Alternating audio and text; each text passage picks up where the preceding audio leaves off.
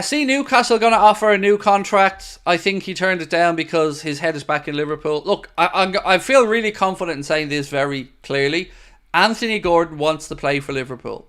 Anthony Gordon wants to move to Liverpool. Now, that doesn't mean that there isn't a world where he signs on a new deal at Newcastle. It doesn't mean that he does not like or appreciate his time, the Newcastle fans, and his development there. But whatever way the media want to jazz this up, however friendly they want to be to Eddie Howe and Newcastle about this situation, one thing is unquestionable and undeniable. At the very first opportunity, when they had any financial issues of their own making, they were willing to sacrifice him, and they went out of their way to try and sell him. That will not be forgotten by the player or by his agent. And by all accounts, it then got in his head, the idea of playing for Liverpool. He got excited about it. You've seen multiple reports to say he was speaking about it. He thought the move was going to go through. His agent was still trying at the end of June to push it through. It didn't happen, but he's in a position now at Newcastle where he holds a lot of leverage. Unbelievably, they signed him on a 3.5-year deal when they signed him from Everton, which means now he's inside the last 2 years. And we all know from our own situation at Liverpool that that's about the time you want to start getting a new deal on the table for somebody. So if I was representing Anthony Gordon right now, I would want a guaranteed release clause in the deal, particularly if it was Liverpool that came in for him. And I would certainly be making it that, yes, you can get your little PR win, Newcastle, if you want Anthony Gordon to stay around, but you're going to pay, and he needs an exit strategy if Liverpool come back in for him. So that's the only way I can see him signing a new deal at Newcastle. Maybe people disagree with me. That's how I see it anyway. They've already played their hand. They've already told him he was potentially surplus to requirements. And I don't care what way you pitch it and how many times Eddie Howe comes out talking about how much they like him. They were willing to sell him. Undeniable, undoubtable. He won't forget that. Would you? I wouldn't. But does he start over Cody right now if he signs tomorrow? Gordon, I'm probably wrong on this, right? But I look at our forward line a little bit differently than I did in times gone by. Everyone's obsessed with inverted wingers. Everyone's obsessed with cutting inside and utilising the half spaces now. But what's to say that we couldn't have Gordon, Gakpo and Diaz competing across the front line? What's to say that Gordon couldn't be the one pushing Mohamed Salah on the right? Or maybe one of our players, let's say Lucho, hugs the touchline on the right with maybe Mohamed Salah or somebody playing a little bit more infield. So don't ever think about it from a would he replace X or Y, because every player has strengths and weaknesses that will be utilised or not utilised against different opponents. Now, a lot of this is guesswork from us because we haven't really seen how Arna wants us to set up, who he fancies in each position, and I'm sure we're going to get to know that a little bit more over the course of the next couple of weeks, and of course the friendlies we're going to get to see. So yeah, I wouldn't think about it as would he be X or Y. Think about it of Salah's leaving, and we're going to need somebody to come in across the front line. Whether that's Kudus, whether that's Gordon, whether that's somebody else. Of course, that's all up for debate at the minute. No chance Gordon starts over Cody, not for me. Well, that's your opinion, mate. Absolutely fine for you to have it.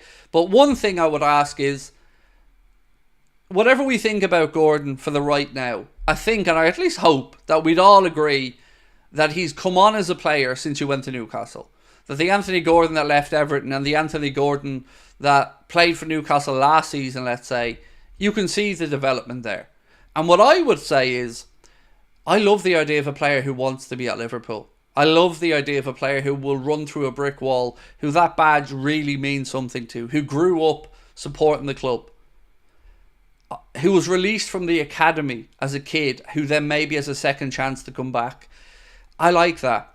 That's a player that I think will work hard for the team. That's a player that will leave it all out there, and that's a player that I'd depend on. But again, I don't know if this is realistic, unrealistic or not. I've read Gordon is signing an improved contract at Newcastle. What you've probably read is that they're going to offer him an improved contract, which they may well do. But that doesn't mean the end of anything. That contract could have a release clause in it. That contract could have a clause in it that if Liverpool come a calling, they have to listen to a certain number. You know, signing a new deal doesn't mean anything. Coutinho signed a new deal and fucked off. Like, football is littered with stories of people who've signed a new deal and moved on. Newcastle, regardless of any interest from Liverpool or not, are going to have to put him a new deal on the table anyway, because he's only got 23 months left on his current deal. I can't believe they only signed him on a 3.5-year deal when they signed him. When David Lynch told me that, I was astounded. So he has a good negotiating standpoint now with Newcastle. And whatever they say to the kid, they were willing to sell him.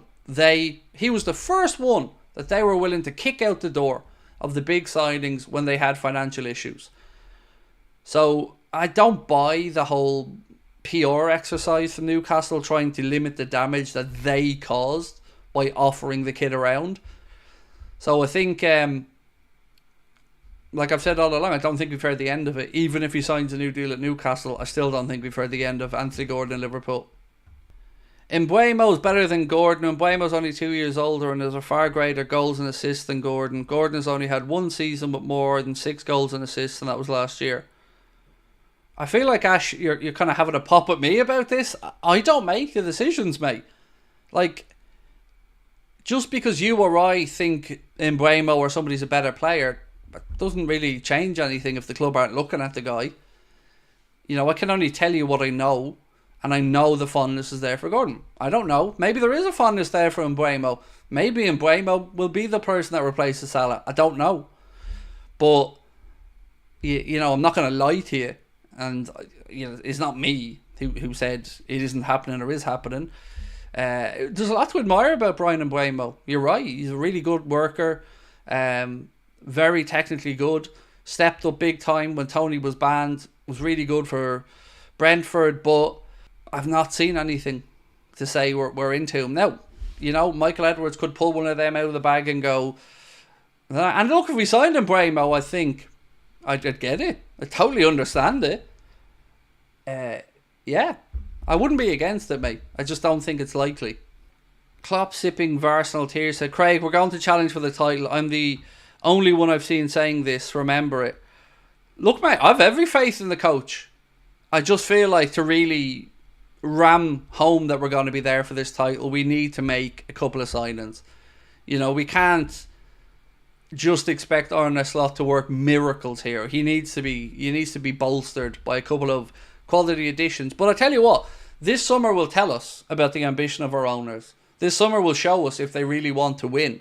Because like I said, it's not going unnoticed by Arsenal that Manchester City's position is somewhat weakening, and certainly they look far more fractured than they have in recent years, where they've been on this 4-year-in-a-row winning streak in the Prem.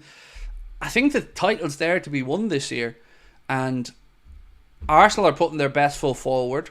I hope we do the same.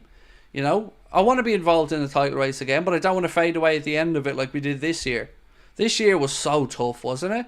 To go and get beaten at Goodison, you know, to then fall away and get beaten in the quarter-final of the Champions League at home, or excuse me, the Europa League at home, particularly as bad as we did against Atalanta. It was not a great end to the season. It kind of sucked a lot of the goodness out of what, up to that point, had been a season where I would argue we overachieved on some fronts.